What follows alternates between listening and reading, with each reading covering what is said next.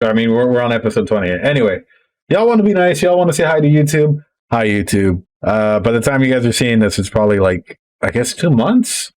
Now that I'm thinking about it, yeah, it's like 2 months from where we are. This is in order to avoid spoilers. This is the whole purpose why we started Twitch, so we could do it live. But to everyone here, you can say, "Oh, hi, Mansar. Hi, AZ. Hi, Evelyn. All these people, Aldras, Dollar Store, Floppy Copier, Crave. All these people here. Super important. If you guys ever want to join us live while we're watching a bunch of random anime, video games, whatever, feel free. Come on, have fun with us. Come join us as we dissect pretty much everything. With that being said, anyway, why don't we go ahead and just get started? Excuse?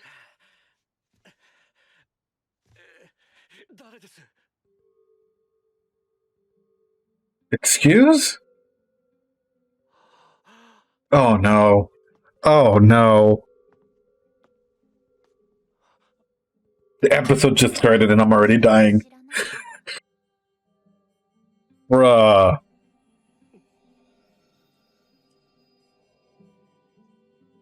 Echidna going in? Okay.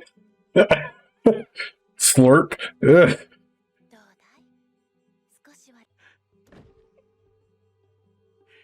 Oh no. Oh no. Oh no.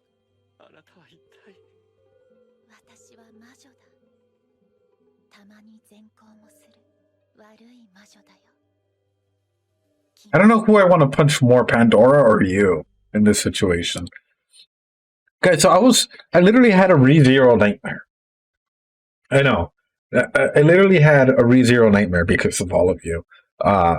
And my nightmares tend to be very vivid because my brain is actively processing everything throughout like sessions and clients and whatnot.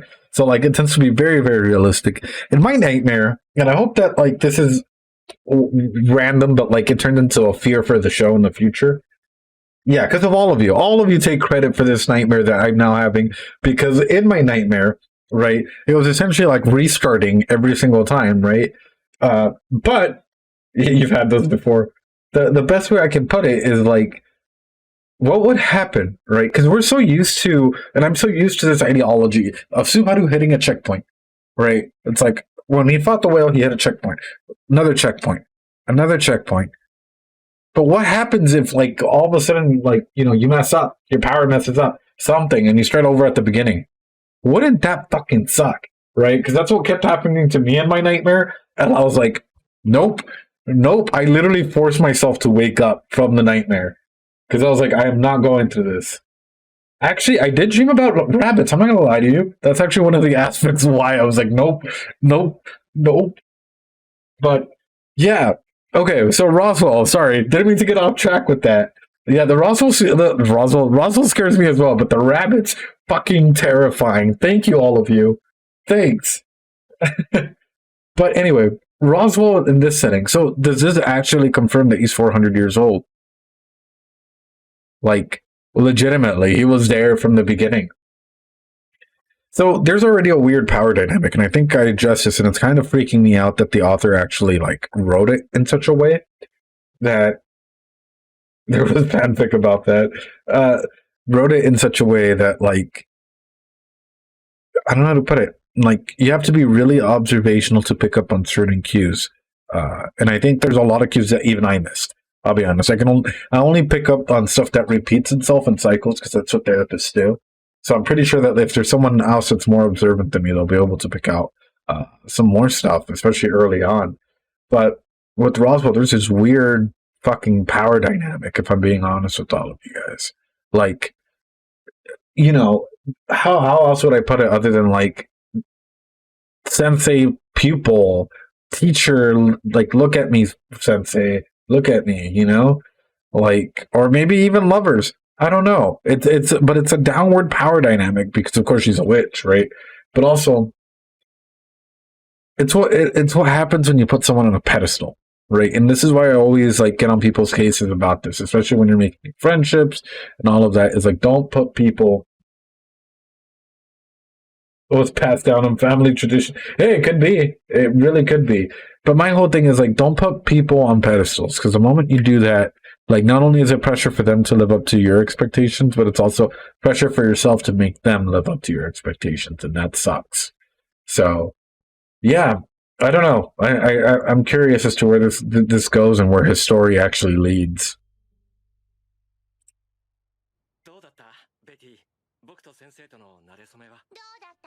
No!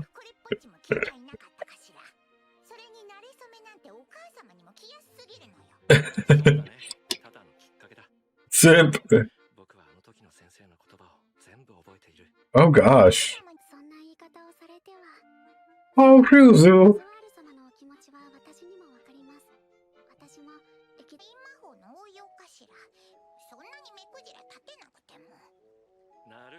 That's kind of powerful. That's kind of OP.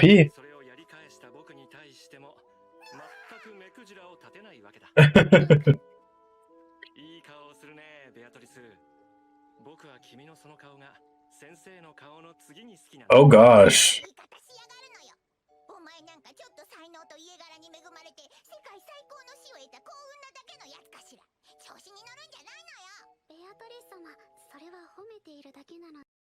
No, this is something that I can at least appreciate a lot from Berko. Is like all of her words actually carry weight and meaning, and like you can easily discern what she's trying to say.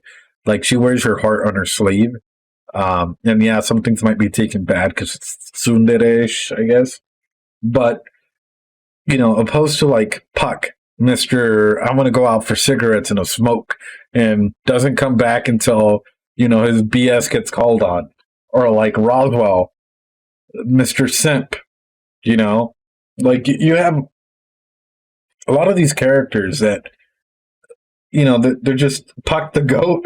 I wouldn't call him a goat if he goes out for milk and doesn't decide to come back. But yeah, all these characters have something inside of them. Like, I don't know. Like, Berko for me has always been like one of these characters that's like out there that's, how would I put it? Like, interesting in the fact that like she's herself, you know? And you can truly tell when she's being hurt and when things aren't going her way and all of this. Like Roswaal, you can kind of tell when he's getting mad, but it's like it always leads to another plan. It's like, all right, dude. Bro, just get the chancla. Just throw it at them.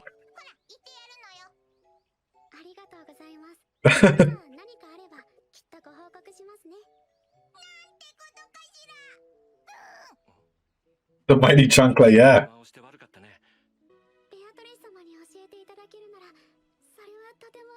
Patrice is such a nice girl. So nice. Person, elf thing. Like, yeah.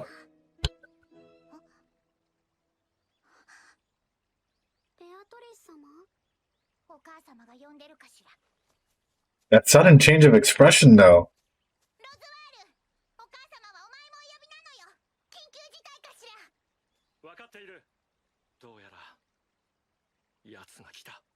He is here?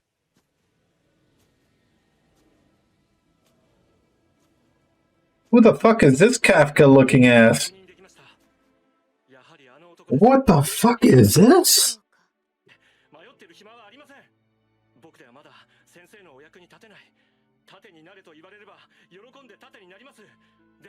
Bro, you gotta get your slippers ready. This is how you like beat the shit out of everyone that comes to town. Like, no magic, just get a slipper and beat them up, dude.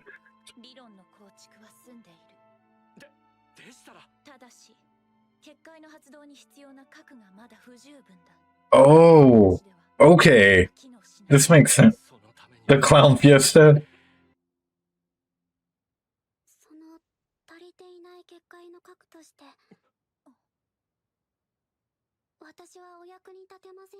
Oh no. Echidna. Is this happening at the same time as Pandora?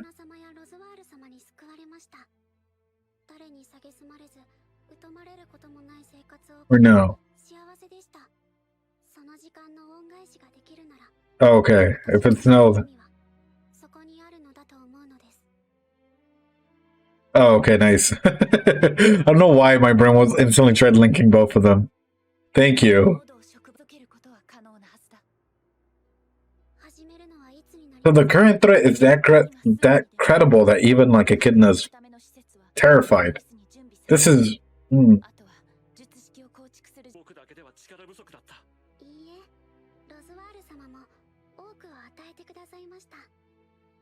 Fuck.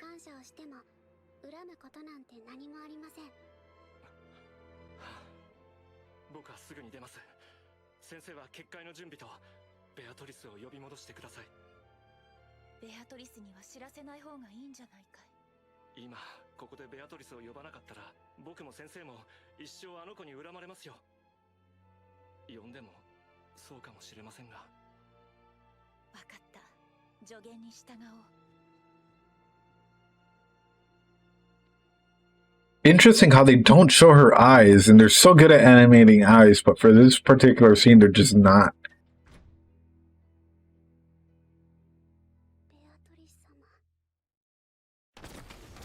Echidna. Oh, okay, I was about to pause it, but...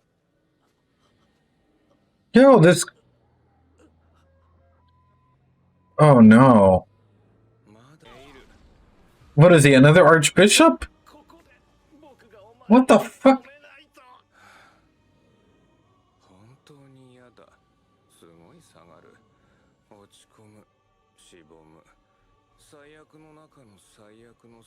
I mean, you're sounding a lot like an archbishop.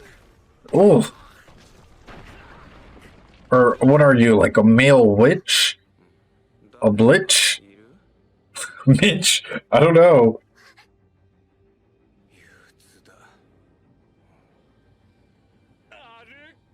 A warlock, yes. A witcher.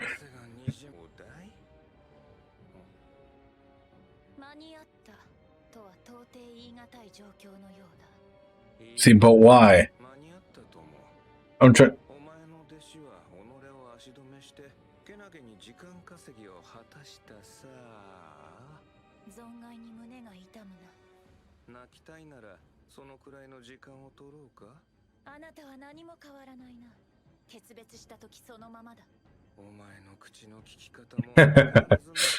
Of course, right?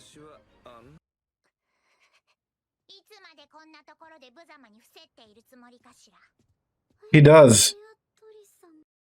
Because Roswell's not talking like Roswell during this time period, but this guy has the same, like, is having a lot of the same infliction as him. And so I wonder, and this is my brain moment, just like, got a blast. Is, you know, you guys can have your discussion up here. I'm not really going to pay attention to it. Sorry, guys. I've got a brain blast real quick. Like, I wonder, did Roswell pick up the way that he talks, mimic the way that he talks, or maybe family generational thing out of hatred? You know, like, you hate your enemy so much that you mimic them. Mimic the person that, like, you know, beat the shit out of you. It's sort of like in martial arts, right? When I fight someone that's actually better than me, I actually, like, you know, rewatch the video and I see what went wrong, and then I try and copy or defend against that certain thing. Of course, you don't copy everything because it's just weird. But, like, knowing, I guess, the way that Roswell is, like, does that even fall in the same jurisdiction? Putting that aside, yeah, well, you get beat down so much that they become your image of strength. But, you know, my big thing is, I don't. It's not going to pop up. Sorry, guys. If you guys try to ping me, it's not really going to pop up because people tried spoilers before, and it's just an anti-spoiler thing, so that I don't really pay attention. I make my own conclusions. So not forget how weak you are. Yeah, it's the epitome of that, right? Especially when you're fighting and when you're doing all of this. Like, my whole, and actually no, I did not forget the letter issue.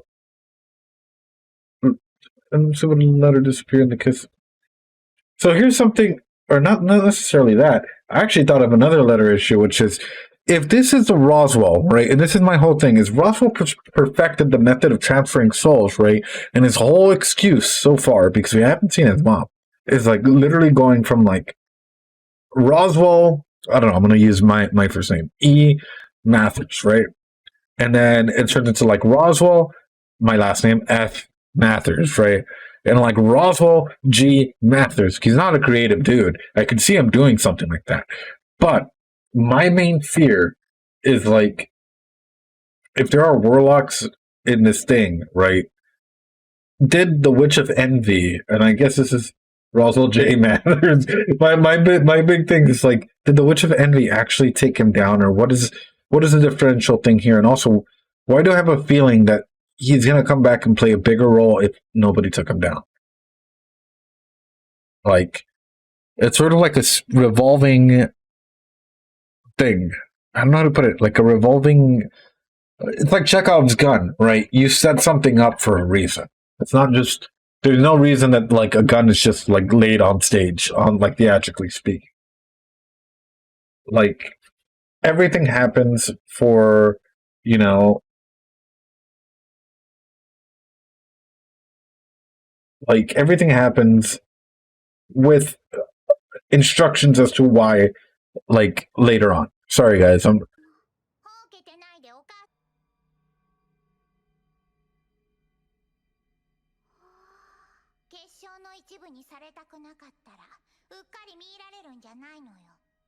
Oh, this is messed up.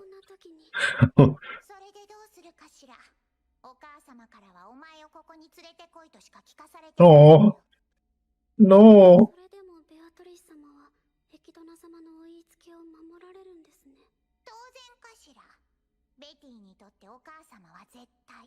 Oh, this hurts even more. Oh.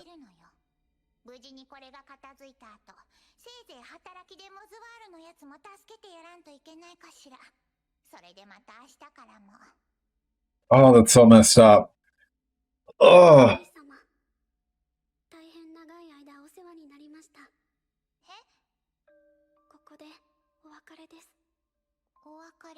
You mean like you literally walk your friend to be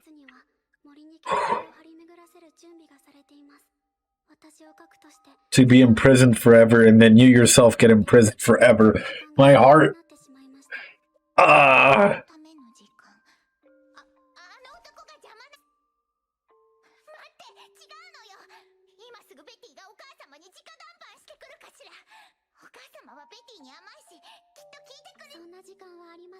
I don't know about that. Yeah, bargaining. We're going through all the different steps of. Oh.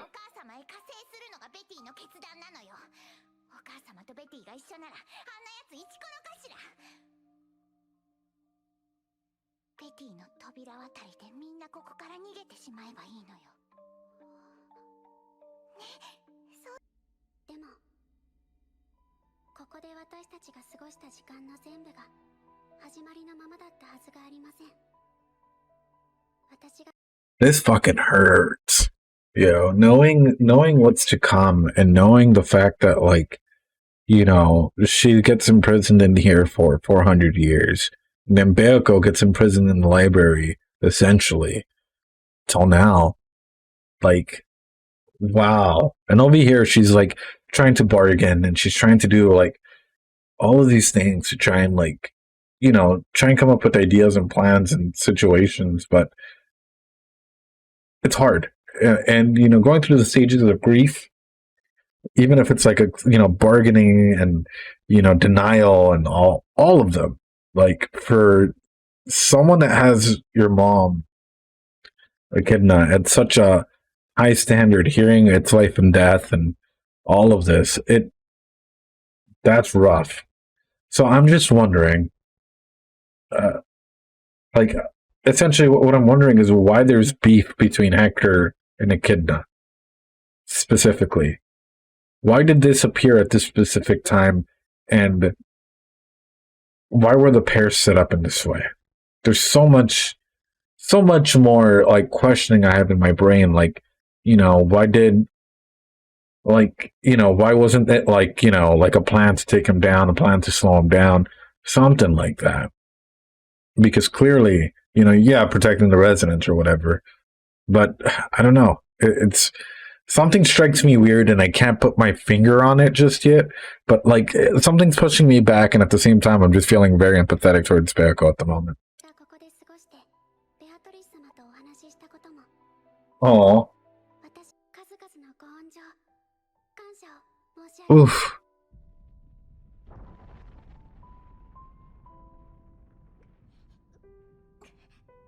Oh, my heart.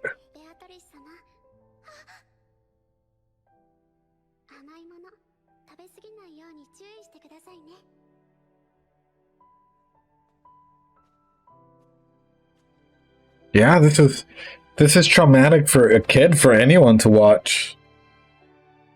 You know, watch your friend or watch someone you care about go into this. Oof.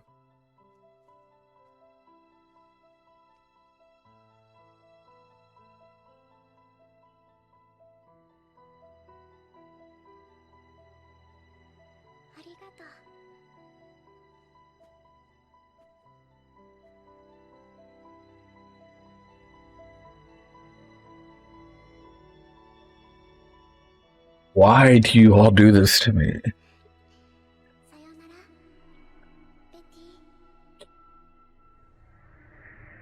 That ain't cool. Nah.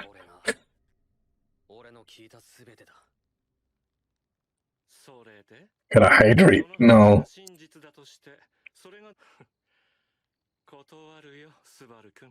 Hmm? So it is the same person. Yes. Yes.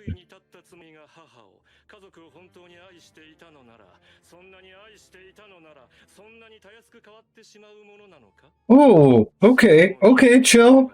Chill. Roswaal, chill. Oh, fuck you. Bro.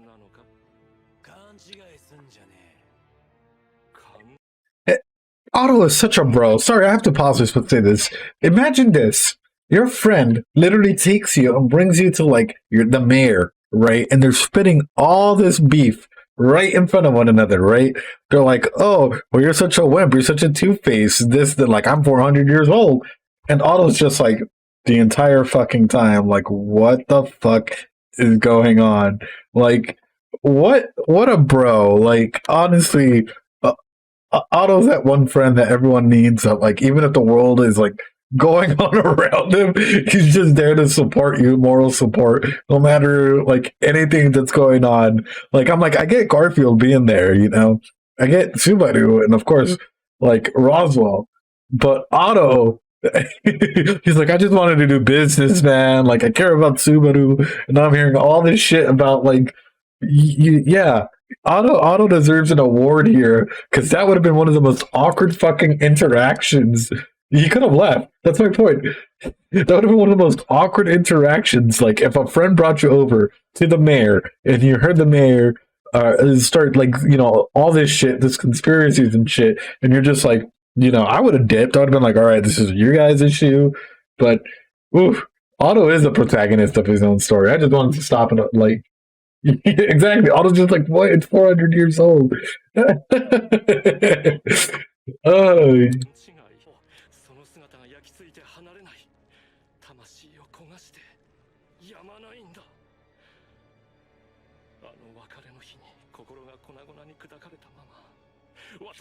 You haven't seen her in like 400 years, bro. You need to get laid, bro. What? No. Oh. Oh.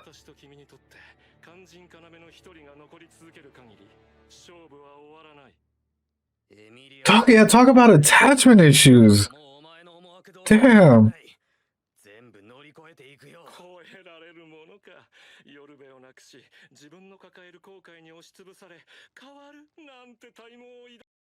You want to know something fucked up now that I'm thinking about it, Tarkip? Even if he's been laid multiple times, he's probably like the type of person, like there are people out there that have some severe attachment issues that they will actually imagine the face of the person that they're severely attached onto the person that they're making love to.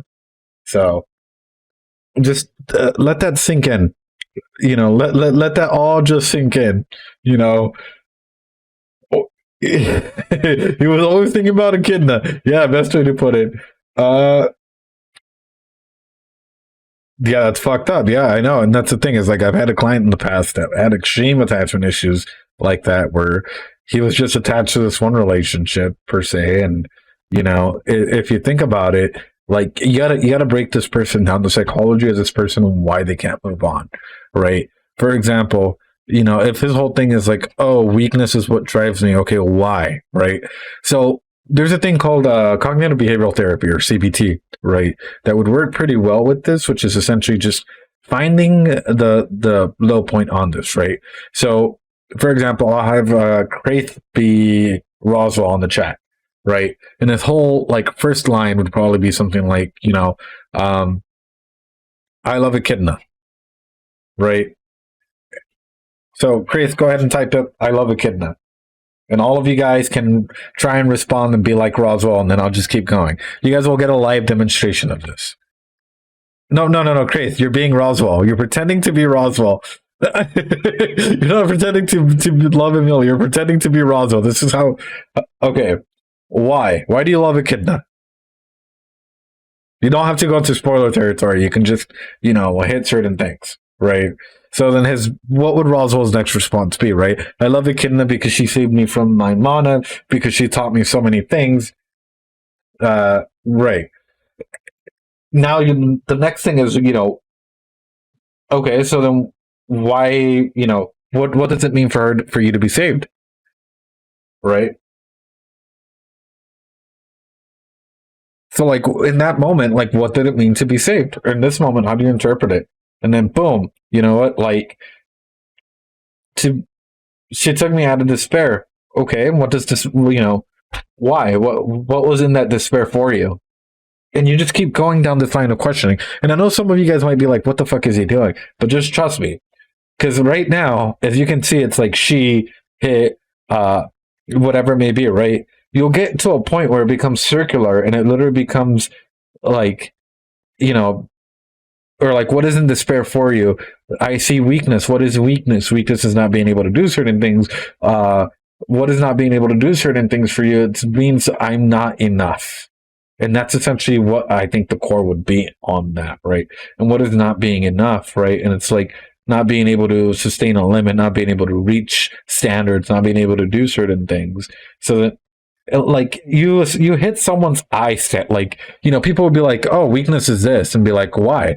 Until you literally hit, yeah, you will literally hit like a person saying I this, I that, like a person actually using I statements. And once you find them in a circular pattern where they're using the same ones, then you found out like what their internal beliefs are. Then you start deconstructing that, like let's start changing your narrative on that. For example, I have to live off of other people's weakness. Why? Is it because you're projecting your insecurities onto others and you think that because you do this way, other people have to follow you? Like, there's so many like different things like that you could take apart, that you could totally try and understand and change his narrative from, right? This is called narrative therapy. So after you do CBT, you find the cores, you find all of this.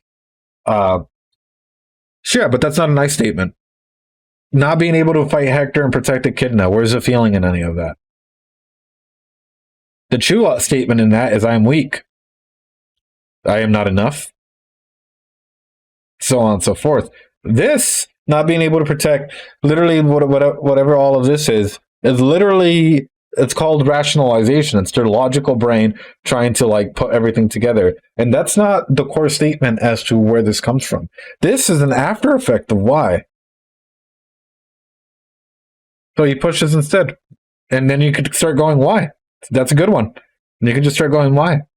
And you'll go through, oh, it's because he couldn't save the statement. Why? Because I am something, right? Don't matter what it is, because I'm a clown, could be, whatever it may be, right? As long as you keep asking those logical traits, you'll get into the end game as to how to fix Roswaal, how to actually take him apart, how to change his narrative and schema. Because right now he's extremely fucked up. And And overall, like, I don't know if you guys have ever encountered someone, if you've ever been in a relationship where your partner tries to influence what you do or tries to press a little bit of them into you and trying to like make sure that like you, I don't know, like certain things or do certain things aside from like the normal standard things. Might be when you're in high school or whatever. Now imagine that times 1,000, and now you have Roswaal that's trying to push his schema and his narrative onto you. So yeah, this is a society, quite literally, for Roswaal. Anyway,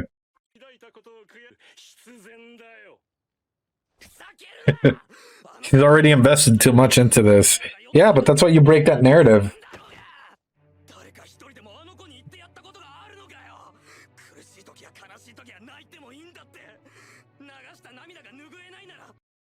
Yes.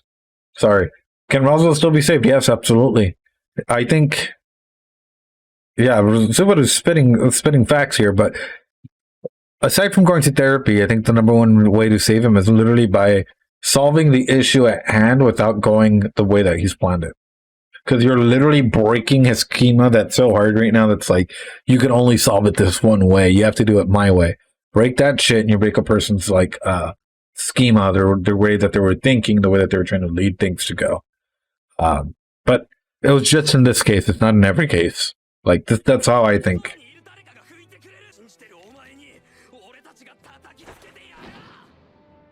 Oh, God.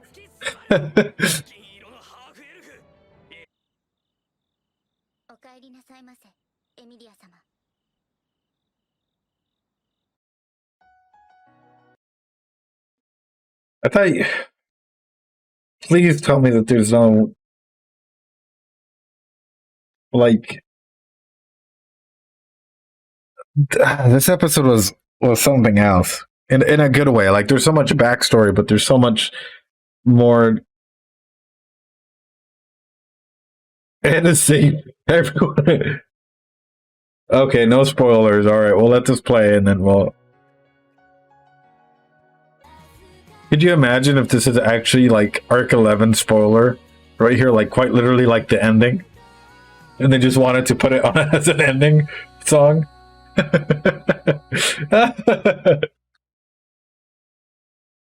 Yeah, that's great. But anyway, it could be. I don't know, dude. I have my own theories for that. But anyway, I thought this episode was great. I think getting the backstories, getting to see all the character interactions, getting to see new character Hector be involved was absolutely brilliant. But yeah, no, I actually had a lot of fun, especially interacting with you guys and being able to go through all of this. Sadly, though, I will say I'm not feeling the greatest right now. That's why, like, I had to stop a little bit because, like, yeah, I'm feeling a little queasy. So I am going to make this the last episode for tonight. And I appreciate all of you, but that means that we're only 5 episodes away from the ending. 5 episodes. So I really, really appreciate all of you guys for coming out tonight. Hope you guys enjoyed either Death Parade or ReZero. Thank you. I legitimately thank you guys a lot for coming out and supporting and being awesome. Be safe. Hope you guys have a fantastic day. I think it's because I haven't eaten anything just yet, so I'm about to go eat something. But please rest well. Practice some self-care, and I will talk to you guys next time. For those of you on YouTube, I hope you guys practice some self-care as well. So have a good night, y'all. Buenas noches, and I will talk to you guys later. Bye-bye. Bye, guys.